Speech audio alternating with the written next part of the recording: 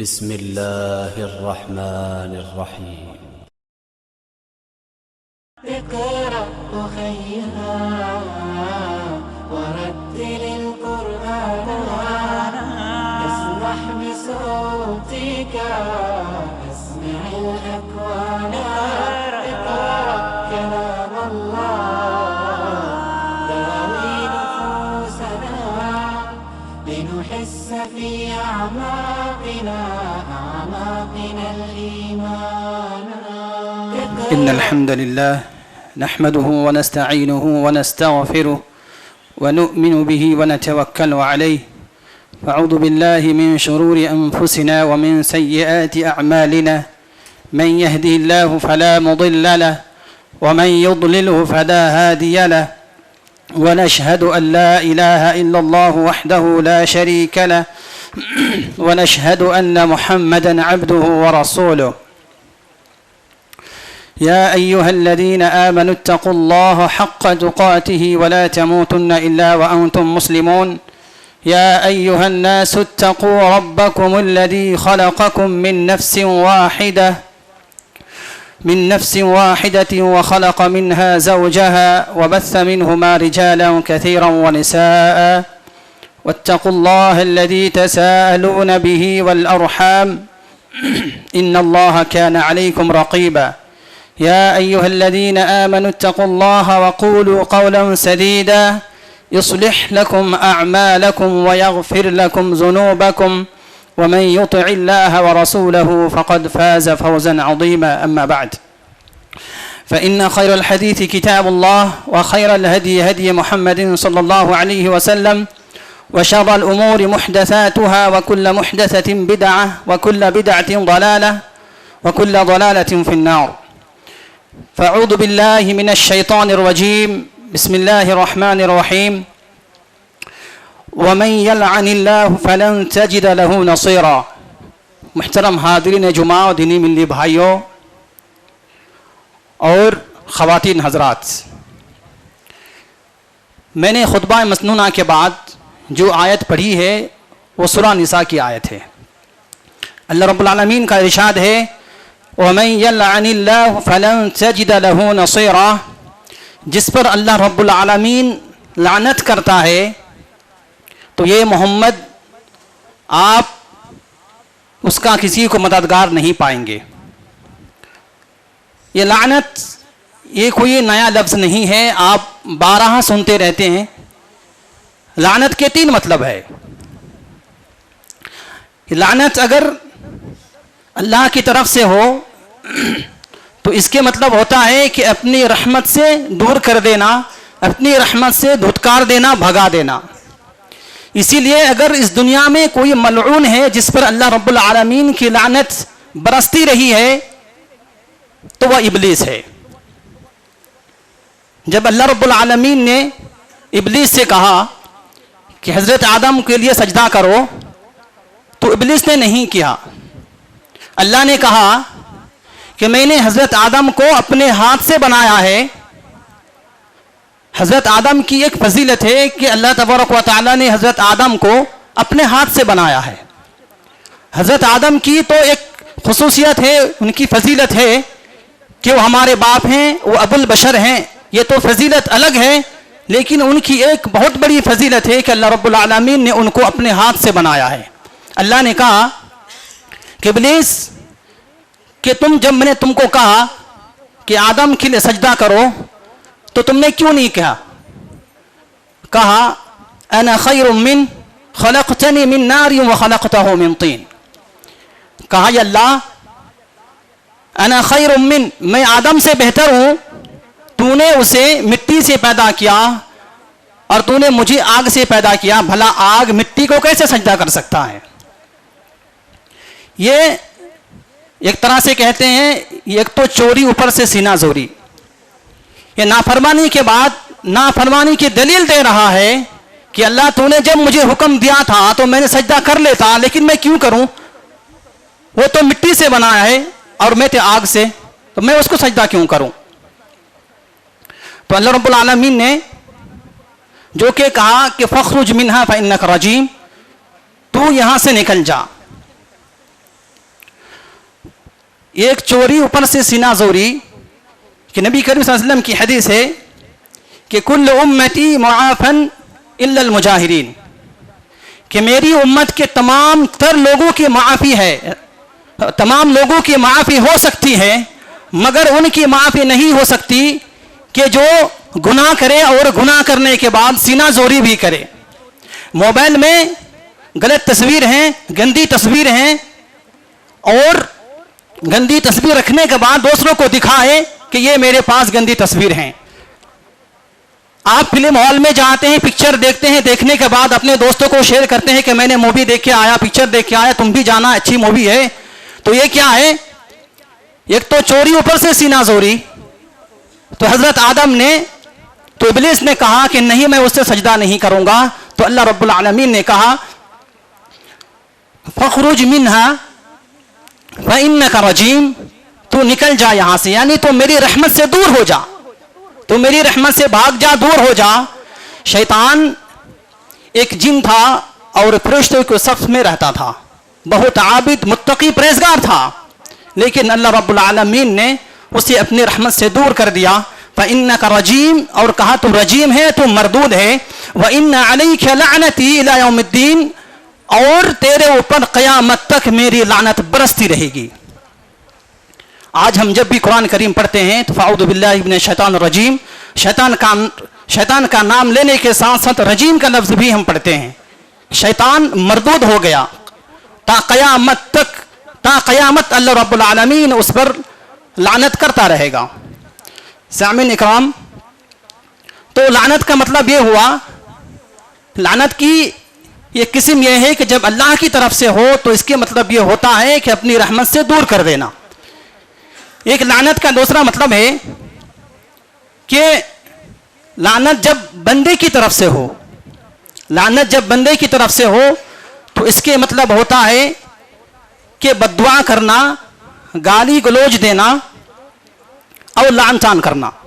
جب ہم کسی پر لعن طعن کرتے ہیں تو کہتے ہیں کہ اللہ تجھ پر ناراض ہو، اللہ تجھ پر غضب نازل کرے، یہ ہم جملے استعمال کرتے ہیں۔ تو لعنت کا ایک دوسرا مطلب یہ بھی ہے کہ گالی گلوچ کرنا اور لعن طعن کرنا۔ صحیح بخاری مسلم کی روایت ہے، حضرت عبداللہ ابن عمر رضی اللہ عنہ حدیث کے راوی ہیں، کہتے ہیں کہ رسول اکرم صلی اللہ علیہ وسلم نے ارشاد فرمایا ان من اکبر الکبائر ان یلعن الرجل والدی، کہ کبیرہ گناہوں میں سے سب سے بڑا گناہ یہ ہے کہ آدمی اپنے والدین پر لعنت کرے۔ وقیل وکیف یلعن الرجل یا رسول اللہ، صحابہ اکرام عرض کرنے لگے کہ اللہ کے رسول صلی اللہ علیہ وسلم، ایک آدمی اپنے والدین پر کیسے لعنت کر سکتا ہے؟ یہ کیسے ممکن ہو سکتا ہے کہ اولاد اپنی والدین پر لعنت کرے؟ ہوتا ہے کوئی آدمی اپنی ماں سے بات نہیں کرتا، باپ سے بات نہیں کرتا، ہوتا ہے، لیکن لعن طعن کیسے کر سکتا ہے؟ تو اللہ کے نبی صلی اللہ علیہ وسلم نے اس بات کو وضاحت کرتے ہوئے فرمایا یسب الرجل اباہ، کوئی آدمی کسی کو ماں کی گالی دیتا ہے، کوئی باپ کی گالی دیتا ہے، اور پلٹ کے سامنے والا بھی اس کو گالی دیتا ہے، تو گویا کہ کسی کو ماں باپ کی گالی دینا اپنے والدین پر لعنت کی طرح ہے۔ تو سب سے پہلے میرے بھائیوں، اپنی والدین پر لعنت کرنے سے بچو، اور یہ اس طور پر ہوگا کہ کسی کو گالی گلوچ کرو ہی مت۔ آج ہمارے معاشرے میں گالی گلوچ عام ہے، دوستوں میں دیکھا جاتا ہے، بات بات پہ گالیاں دیتے ہیں، ان سے کہا جاتا ہے گالی مت دو، تو کہا چلو یار یہ ماڈرن زمانہ، یہ تو گالی چلتی ہے، یہ ہمارے دل میں ایسا کچھ نہیں ہے۔ لوگوں کے ذہن میں اور زبان میں یہ تکیہ کلام بن چکا ہے، لوگ گالی گلوچ کرتے ہیں۔ تو اگر کوئی کسی کو گالی گلوچ کرے تو وہ یہ سمجھے، وہ ذہن میں یہ بات رکھے، وہ گالی دوسروں کو نہیں بلکہ اپنی والدین پر لعن طعن کرتا ہے، جسے نبی کریم صلی اللہ علیہ وسلم نے منع فرمایا ہے۔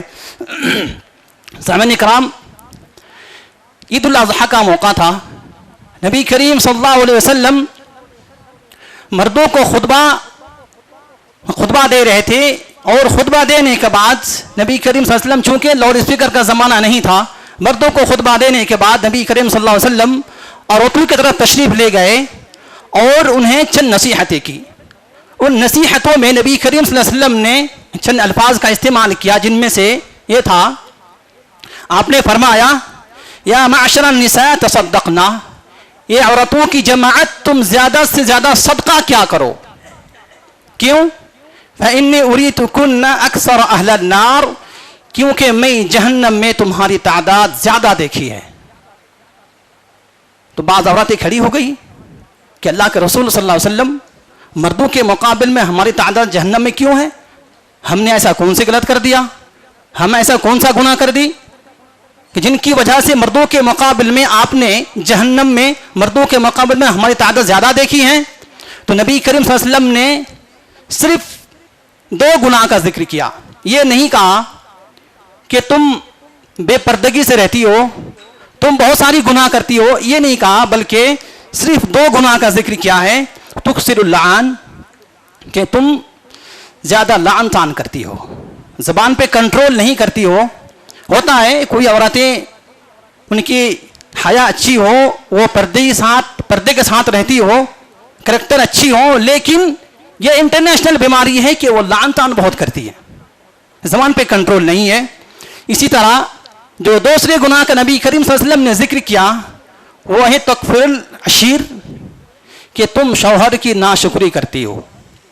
بیچارہ کما دھما کے لا رہا ہے، شادی کے بعد تمہاری زندگی اس کی زندگی سے جڑ جاتی ہے، اور تمہیں یہ کہتے ہوئے ذرہ برابر دیر نہیں لگتی کہ تم نے میرے لیے کیا ہی کیا ہے.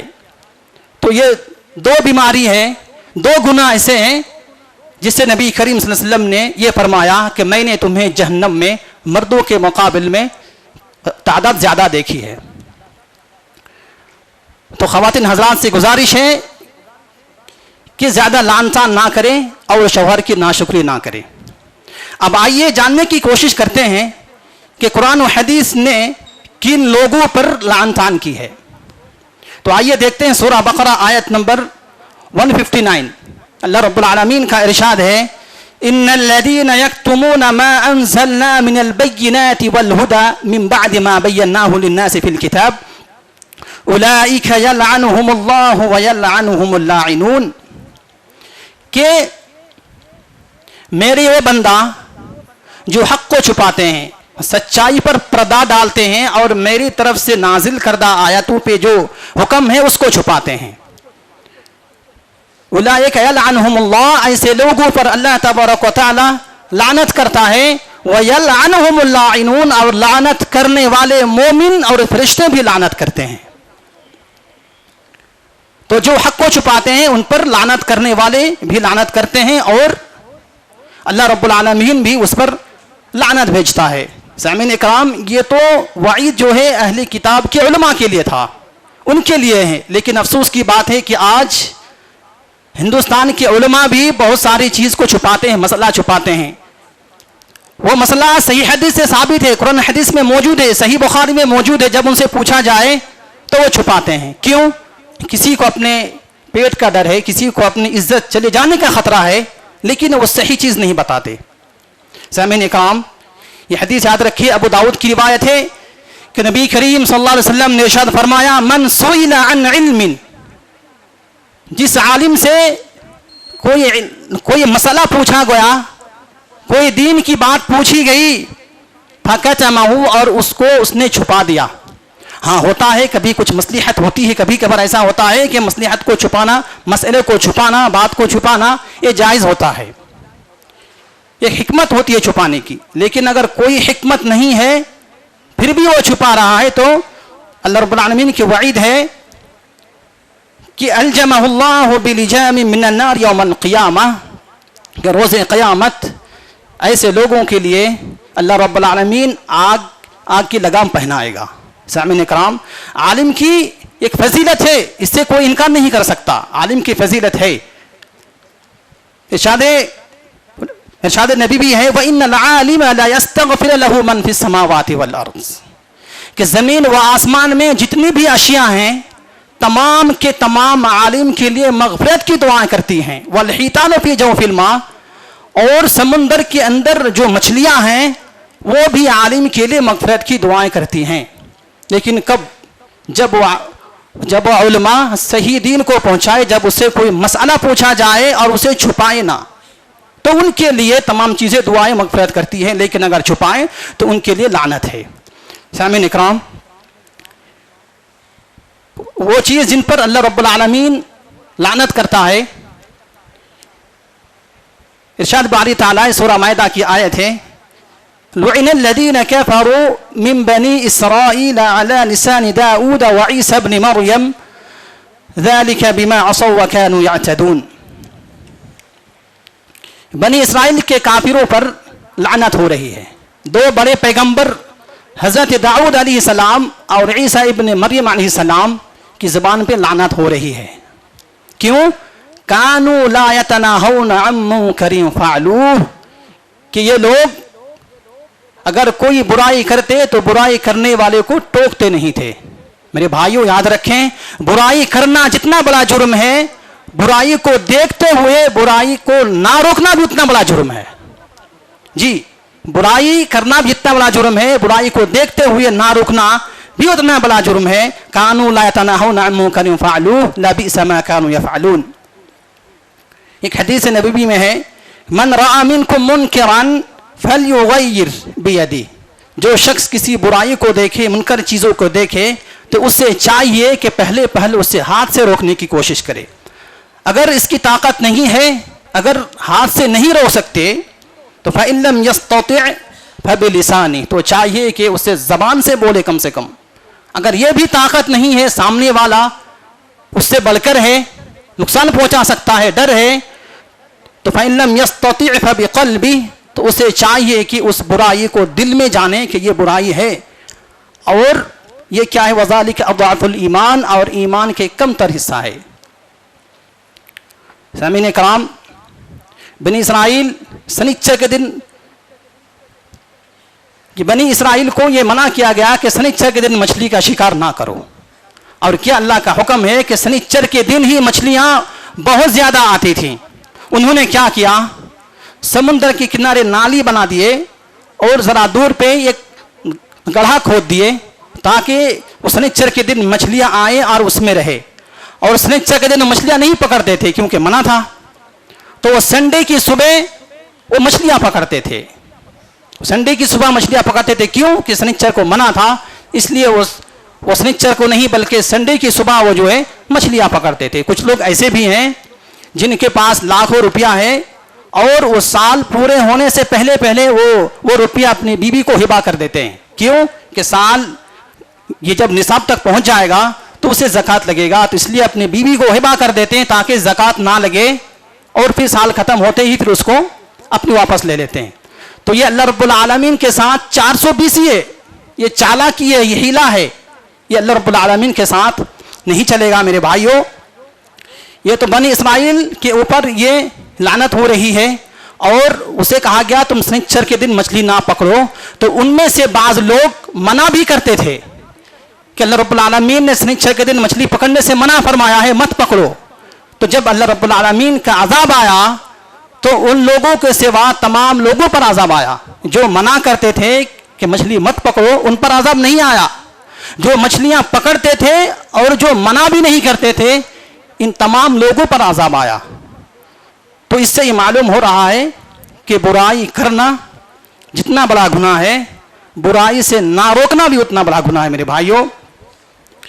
ایک تیسری چیز جس پر اللہ رب العالمین لعنت کرتا ہے، ألم تر إلى الذين أوتوا نصيبا من الكتاب يدعون ألم تر إلى الذين أوتوا نصيبا من الكتاب يؤمنون بالجبت والطاغوت۔ اہلی کتاب کی ایک جماعت کو دیکھو، وہ جادو ٹونا پر ایمان رکھتے ہیں، وہ جادو کرتے ہیں اور جادو پر ایمان رکھتے ہیں۔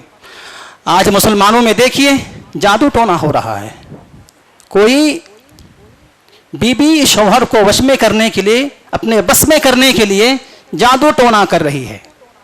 اسی طرح ساس اپنی بہو کو اپنے قبضے میں کرنے کے لیے، اپنے وش میں اور اپنے بس میں کرنے کے لیے جادو ٹونا کر رہا ہے، جادو ٹونا کر رہی ہے۔ تو سامعین اکرام، یہ جادو ٹونا یہ حرام ہے، ہماری شریعت نے اس کو حرام کرا دیا ہے۔ تو ایسے لوگوں کو لیے اللہ رب العالمین ارشاد فرما رہا ہے اولئک الذین لعنہم اللہ، تو ایسے لوگوں پر جو جادو ٹونا کرے، اولئک لعنہم اللہ، تو ایسے لوگوں پر اللہ تعالیٰ کی لعنت برستی ہے۔ محترم سامعین اکرام، ایک چوتھی چیز ہے جس پر اللہ رب العالمین کی لعنت ہو کہ کسی پاک دامن عورت پر زنا کی تہمت لگانا، یہ بھی لعنت کی باعث ہے۔ اللہ رب العالمین کا ارشاد ہے ان الذین یرمون المحصنات الغافلات المؤمنات لعنوا فی الدنیا والآخرہ، کہ جو لوگ محصنات یعنی پاک دامن عورت پر تہمت لگائے، لعنوا فی الدنیا والآخرہ، ایسے لوگوں کے لیے دنیا بھی لعنت برستی ہے اور آخرت میں بھی لعنت برستی ہے۔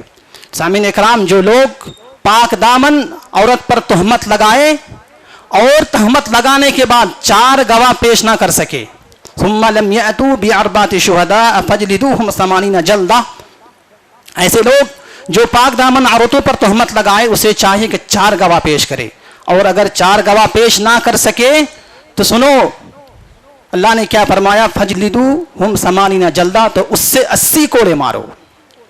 بس اتنا ہی نہیں، ولا تقبلوا لہم شہادۃ ابدا، اور معاشرے میں اس کا یہ حال ہوگا کہ کبھی اس کی گواہی قبول نہیں کی جائے گی، وہ معاشرے میں رسوا و ذلیل ہو کر رہے گا۔ یہ شریعت اسلام نے یہ عورتوں کا مقام دیا ہے۔ سامعین اکرام، اسی طرح جو 5ویں چیز ہے کہ جس پر اللہ رب العالمین اور رسول اکرم صلی اللہ علیہ وسلم جن پر لعنت بھیجتے ہیں، وہ یہ ہے کہ رسول اکرم صلی اللہ علیہ وسلم اور اللہ تبارک و تعالیٰ کو تکلیف پہنچانا۔ ان الذین یؤذون اللہ ورسولہ لعنہم اللہ فی الدنیا والآخرہ واعد لهم عذابا مہینا۔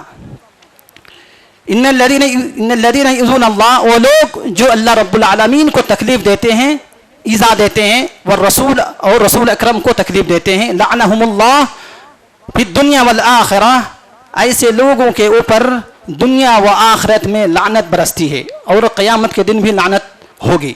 وَأَعَدَّ لَهُمْ عَذَابًا مُهِينًا، اور ان کے لیے رسوا کن عذاب تیار ہے۔ سامعین اکرام، سوال یہ ہے کہ بھلا بتائیں کہ اللہ کو تکلیف کون پہنچا سکتا ہے؟ اللہ رب العالمین کو تکلیف کون دیتا ہے؟ ان کو کوئی تکلیف نہیں دے سکتا۔ ہاں، کچھ چیزیں ایسی ہیں جنہیں اللہ رب العالمین کو تکلیف پہنچتی ہے۔ مثلا حضرت عزیر علیہ السلام کو بیٹا قرار دینا۔ کوئی یہ کہے کہ حضرت عزیر علیہ السلام اللہ کا بیٹا ہے، یہودی کہتے ہیں کہ حضرت عزیر علیہ السلام جو ہے اللہ کا بیٹا ہے، نعوذ باللہ۔ اسی طرح عیسائی لوگ کہتے ہیں کہ عیسیٰ علیہ السلام اللہ کا بیٹا ہے۔